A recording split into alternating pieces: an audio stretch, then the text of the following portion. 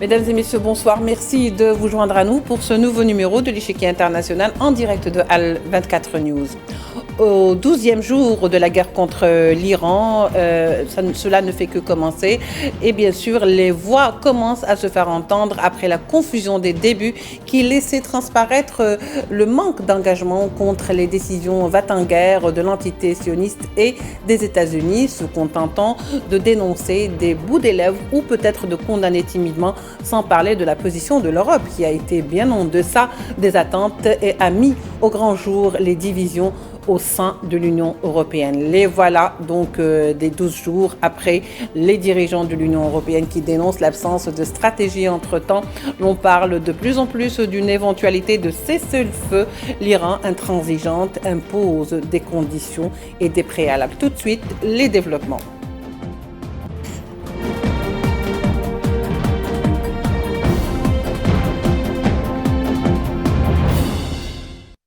Pour en parler ce soir avec nous, avec beaucoup de plaisir, nous recevons Jacques Cheminade, président de Solidarité et Progrès.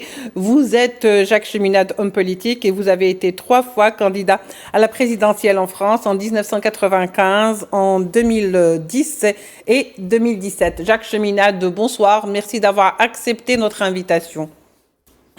Bonsoir, merci à vous tous. Alors Jacques Cheminade, cela va de mal en pis, on va dire, depuis donc l'agression contre l'Iran. La situation ne semble pas du tout aller vers l'apaisement. Les secteurs économiques sont touchés, commercial également. Je ne parle même pas donc de la situation sur le terrain dans certains pays au Moyen-Orient qui sont pratiquement tous, d'une manière ou d'une autre, impactés. Alors, on va dire que depuis quelque temps, Trump avait assuré que cette guerre va se terminer, c'est-à-dire que l'agression contre l'Iran n'est plus qu'une question de jours. Hier encore, il disait que, voilà, la guerre va se terminer bientôt. Entre-temps, bien sûr, l'Iranien, l'autre face, disait que non, c'est à nous de décider de quand ça s'arrêtera cette guerre. Ce n'est pas une décision américaine. Et surtout, s'il voulait un cessez-le-feu, parce qu'on parle de plus en plus de cessez-le-feu, eh ben, ce serait avec les conditions de l'Iran. Est-ce que cela nous avance ? Alors, moi, il y a 2 choses que je vois qui me donnent de l'espoir. Le premier, c'est que la majorité des Français est contre la guerre.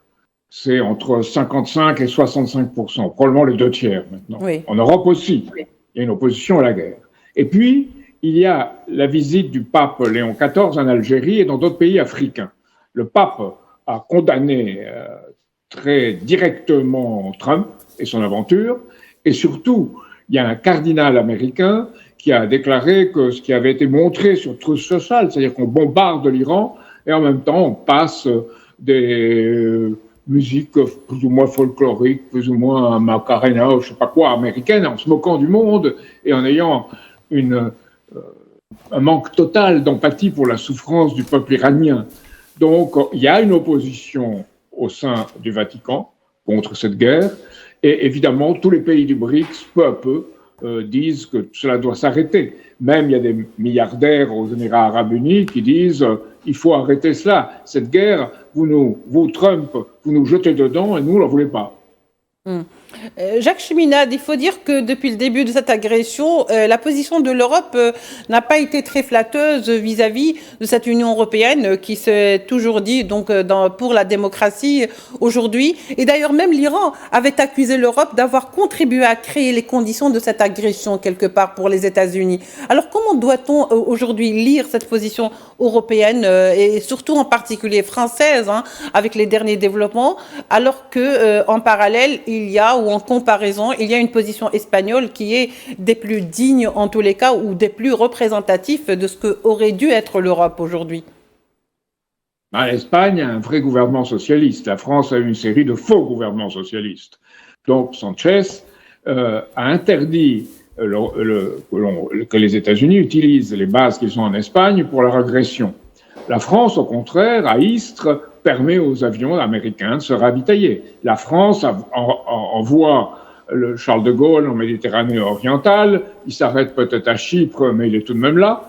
Et puis aussi, la France, avec ses Rafales, arrête les missiles iraniens qui sont dirigés contre les Émirats arabes unis. Donc la France a une position je dirais, qui est va en guerre en s'exprimant avec hypocrisie. Donc voilà la situation aujourd'hui. Et pour le reste, il n'y a pas d'Europe unie. L'Union européenne n'est pas l'Europe et on est dans les États désunis de l'Union européenne. Vous avez dit votre agression, moi, cette expression me blesse. Moi, je veux toujours lutter contre cette agression et je fais pas du tout partie. Je fais partie de la majorité des Français qui sont contre et qui essayent d'inspirer une politique qui soit différente, tant pour arrêter cette guerre que pour créer un nouvel ordre économique international, une architecture de développement mutuel, de sécurité mutuelle, avec en particulier un rapprochement de la France avec les pays membres des BRICS. Et l'Iran, comme vous le savez, est membre des BRICS. Donc c'est dans ce contexte qu'on peut sortir de cette situation abominable. Vous avez vu Trump à la Maison-Blanche entouré de gens qui lui font l'imposition des mains, il ferme les yeux, je sais pas, il doit penser hypocritement que cet évangélisme Ils étaient en train de prier, hein. De faire des prières. Ils étaient en train de faire des prières. Ouais, quelqu'un comme Trump ou quelqu'un comme Netanyahou, qui sont des voyous messianiques. Hein. Ils prétendent faire la prière, mais en fait, ils pensent à leur puissance et à l'exercer au détriment de leurs ennemis. La loi du plus fort. Oui. Jacques Cheminade, oui, allez-y. Allez-y. Nous, dans cette photo aux États-Unis, on a inclus, parmi les gens qui font la position des mains et autour de Trump, on a introduit avec l'intelligence artificielle une petite présence de Jeffrey Epstein, en pensant que ça souligne toute l'hypocrisie de la chose. Et à terre, un petit diable qui rit de voir ce ridicule et en même temps cet aspect, c'est une criminalité ridicule et une perte de raison. C'est irrationnel de la part des États-Unis par rapport à leur propre peuple. Alors, cette même Union européenne, aujourd'hui, 12 jours après, donc, dénonce, je cite, l'absence de stratégie. Qu'est-ce que cela signifie, Jacques Cheminade, l'absence de stratégie? C'est-à-dire, au fait, on en veut à qui? On en veut aux États-Unis d'avoir manqué de stratégie parce qu'elle n'a pas atteint ses buts et ses objectifs. C'est un peu ça. Et puis, 12 jours après, pour pouvoir dire il y a un manque de stratégie, cela se lirait comment, selon vous? La réalité, c'est qu'il y a face à face actuellement les États-Unis, qui sont le plus grand nombre d'armes nucléaires, et la Russie et la Chine, qui ont aussi des armes nucléaires. Donc des pays armés en nucléaire face à face. Et c'est très dangereux. Alors, on essaye en France, en Europe, de dire qu'il faut être plus rationnel, mais ça ne veut rien dire. Il y a une agression, il faut le constater, et il faut en sortir. Ça, c'est la vérité. Et il faut se battre pour en sortir. Alors, je crois que de ce point de vue, c'est très important que Léon XIV, le pape, qui ira en Algérie et dans d'autres pays africains, ait refusé d'aller dans la conférence pour la paix, soi-disant Conseil pour la paix de Trump. Il a refusé. Et il a refusé de se rendre aux États-Unis pour le 250e anniversaire de l'indépendance américaine. Donc, c'est très fort. Et aussi, je vois les patriarches de Jérusalem, qui sont les gens qui représentent les différentes religions, qui ont condamné.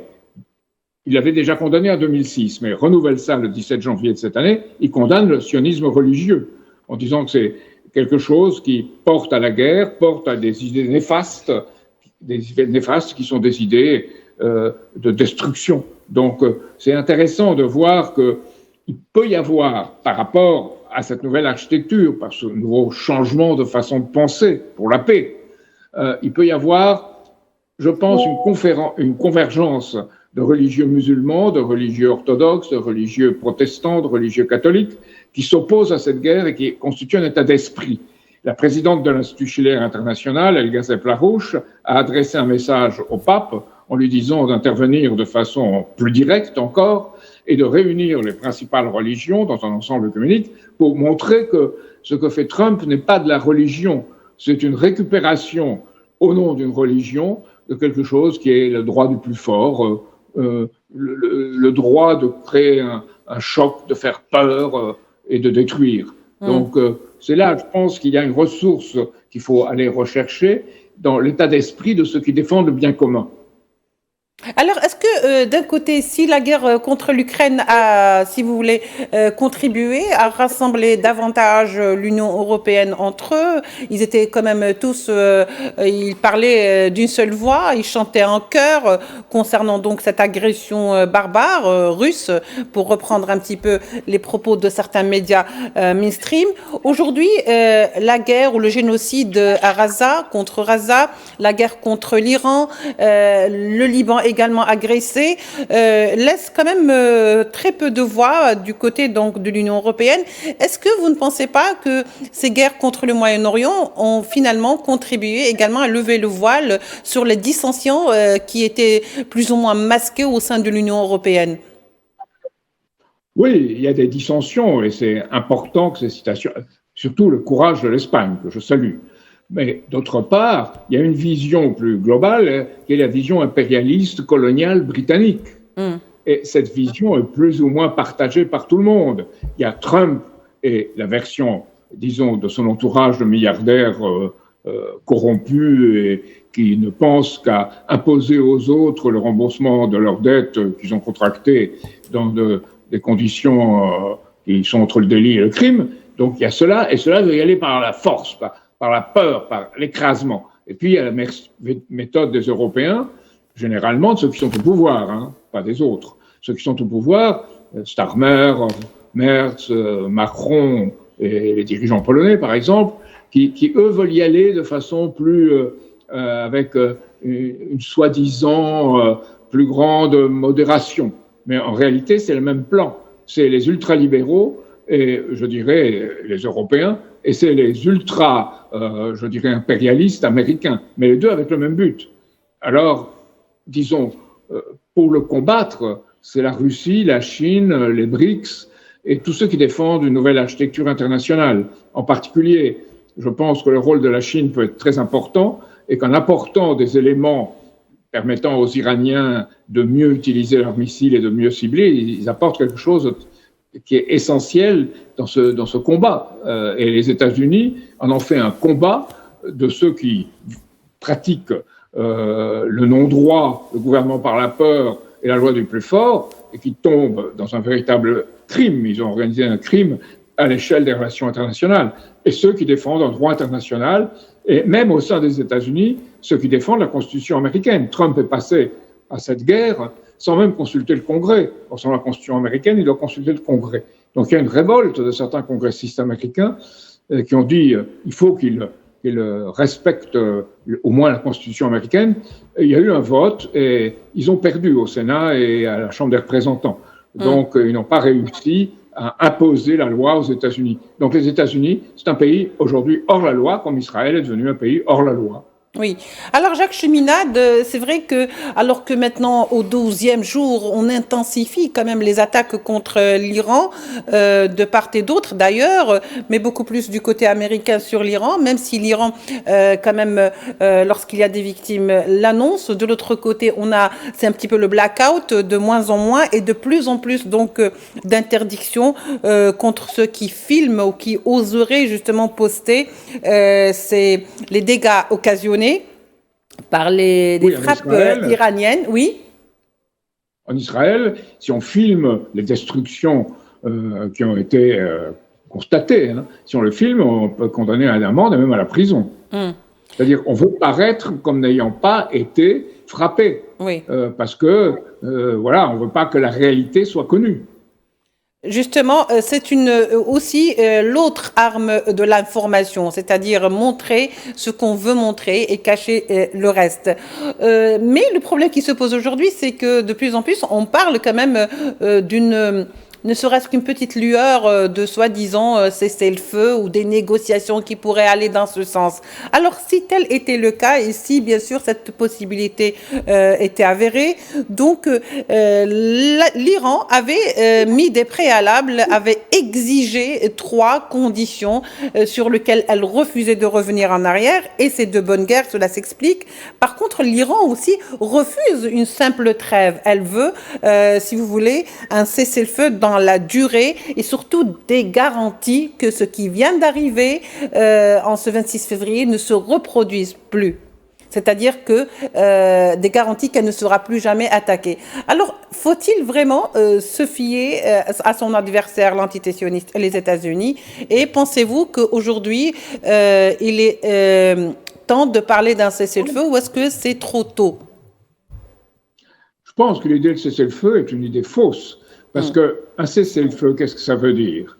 C'est ce que aussi est en train de dire Poutine pour l'Ukraine. Oui. Un cessez-le-feu, ça veut dire qu'on arrête et qu'on constate les dégâts et qu'on n'a pas de solution. Oui. Et on crée quelque chose qui est une tension permanente. On l'a vu entre les deux Corées, par exemple. Ce qui est arrivé, c'est qu'un cessez-le-feu, il n'y a pas d'accord. Il faut un accord, mais cet accord ne peut pas avoir lieu seulement dans un cas d'un conflit. Sans ça, on va envoyer à la mort des Ukrainiens, on va envoyer à la mort des Iraniens, et on dit c'est très bien, c'est une guerre par procuration, et c'est comme ça. Oui. Moi, je trouve ça absolument scandaleux, moralement, et aussi en termes des relations internationales. On est en train d'aller dans une loi de la jungle dans les relations internationales, et on y est même. Donc je crois qu'il faut sortir de là et avoir une idée de ce qu'on va faire après. Quant aux Iraniens, il y a trois choses sur lesquelles ils ne peuvent pas consentir à un accord. C'est l'uranium enrichi, le droit d'enrichir de l'uranium civil. Arrêter l'uranium militaire, ils veulent bien. Arrêter et stocker les productions d'uranium qui pourraient devenir militaires, ils veulent bien. Mais l'uranium, c'est un droit à l'uranium civil. Tout le monde a le droit à avoir un uranium pour avoir une industrie nucléaire qui produit l'énergie. D'ailleurs, l'Arabie Saoudite le voudrait bien aussi. Ensuite, c'est garder les missiles. Si l'Iran n'a pas de missiles, il n'a pas d'armes pour se défendre. Surtout qu'on ne dit rien sur dont est pourvu Israël et on ne dit rien sur l'arme atomique à Israël. Moi, une question qui me fait peur, c'est qu'aux États-Unis, on va commencer à apparaître des gens qui sont en train de dire « Ah, pourquoi pas, à un certain moment, on n'utiliserait pas, comme à Hiroshima et à Nagasaki, l'arme nucléaire, oh, certes, de façon, bien prévisible, ça n'attend pas trop là, mais pourquoi n'utilisons pas l'arme nucléaire ?» Et ils sont en train de dire, dans des publications américaines qui sont distribuées au Congrès, c'est des gens qui ont cette idée que pour régner, il faut à toute force éliminer l'adversaire, au lieu d'avoir une négociation qui peut être dans l'intérêt mutuel. Et de ce point de vue-là, c'est sans doute la Chine qui a les choses les plus intéressantes, en disant il faut un accord gagnant-gagnant, où chacun trouve son intérêt, et pas l'idée qu'il faut à tout prix un ennemi qu'il faut écraser. Si on pense en termes d'un ennemi qu'il faut écraser, on pense exactement comme les nazis, Carl Schmitt, qui était leur juriste. Alors, il y a un point aussi, ou un détail, si vous voulez, Jacques Cheminade, dans cet aspect de cessez-le-feu dont on parle de plus en plus, même si on en parle du bout des lèvres ou timidement, mais n'empêche que l'idée, elle est là. Donc, finalement, il y a des garanties, ou plutôt l'Iran exige des garanties, et comme je le disais tout à l'heure, c'est de bonne guerre, après l'agression qu'ils viennent de subir, mais on parle des cessez-le-feu comme s'il y avait deux parties qui se sont rentrées dedans, alors que là, il y a une partie qui a agressé une autre partie. C'est pour ça que le président du Parlement iranien, Mohamed Baqir Ghalibaf, a dit qu'il faut refuser l'idée même de ce cessez-le-feu. Nous pensons que, je le cite, que l'agresseur doit être puni et recevoir la leçon qui le dissuadera d'attaquer l'Iran à nouveau. Cela veut dire que finalement, l'Iran n'en a pas encore fini avec les États-Unis.